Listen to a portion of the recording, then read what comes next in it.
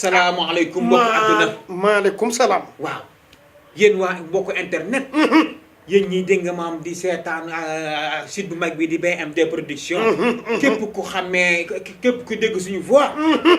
muy saako jox ak dégg nga maam Tapa Laba. ñu ngi nii. waaw. di def émission bu mag bi fële si. xam nga wolof dafa ne sëtam ba Fanta Diop jama borom damay ca koo ni. nee na picc mu jure dëgg tànkee day bank. ndeysaan ndax ñi ngi def émission bu am solo. fii ci Top FM. ndeysaan. mooy émission boo xam ne émission xaxataay soo la.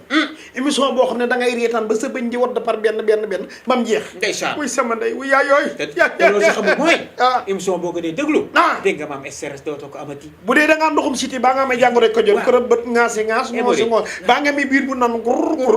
baa nga amee wookoto. waaw déglu ko. jël déglu dégg nga maam. Top FM 107 point 1. zéro. waaw dimanche waaw bu jot. chaque dimanche. chaque dimanche. midi. 10h. damaa jub. 10h 10h ba midi. 10h. waaw ba 10h lay tàmbali. ba midi.